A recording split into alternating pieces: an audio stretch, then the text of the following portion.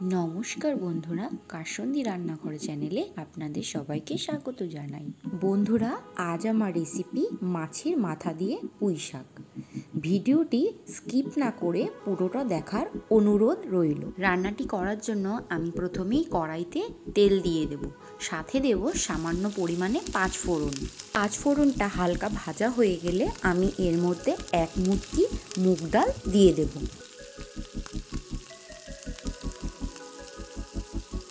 সাথে দেব কয়েকটা কাঁচা লঙ্কা আর দুটো শুকনো লঙ্কা।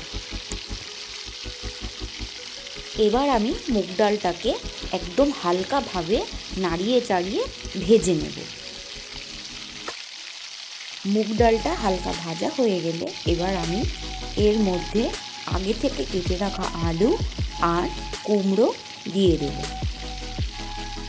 সাথে দেব সামান্য পরিমাণে লবণ আর অল্প একটু হলুদ গুঁড়ো দিয়ে আমি ভালো করে আলু কুমড়োগুলোকে একটু ভেজে নেব। কুমড়ো আলুগুলো হালকা ভাজা হয়ে এলে আমি আগে থেকে পুঁই শাকগুলোকে কেটে ভালো করে ধুয়ে জল ঝরিয়ে রেখেছিলাম, সেগুলো আমি কড়াইতে আস্তে আস্তে দিয়ে দেব।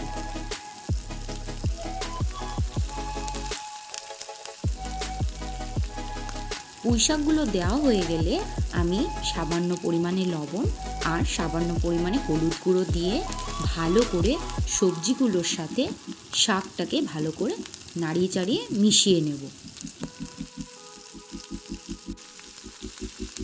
সবজিগুলোর সঙ্গে শাক আমি ভালো করে মিশিয়ে নিয়েছি। এবার আমি ঢাকনা দিয়ে কিছুক্ষণের জন্য ঢেকে দেব।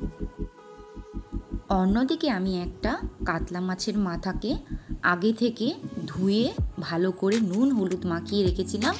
এটাকে আমি এবার কড়াইতে তেল গরম করে ভালো করে ভেজে নেব।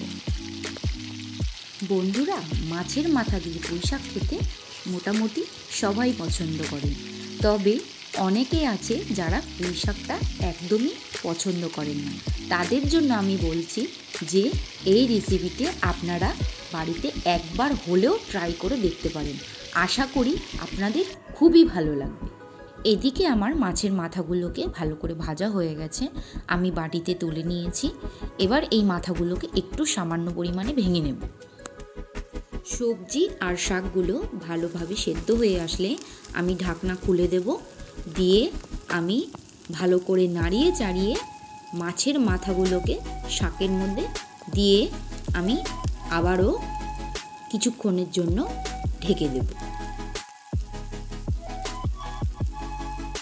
5 থেকে 7 মিনিট পর আমি ঢাকনা খুলে দেব, দিয়ে এবার আমি মাথাগুলোর সঙ্গে শাকটাকে ভালো করে নাড়িয়ে চাড়িয়ে মিশিয়ে নেব। শাক রান্নার সময় শাকের থেকে কিন্তু সামান্য জল বের হয়, এই জলটা যতক্ষণ পর্যন্ত না শোকাচ্ছে ততক্ষণ পর্যন্ত আমি নাড়াতে থাকব। শাকের জলটা শুকিয়ে গেলে আমি সামান্য পরিমাণে চিনি অ্যাড করে দেব।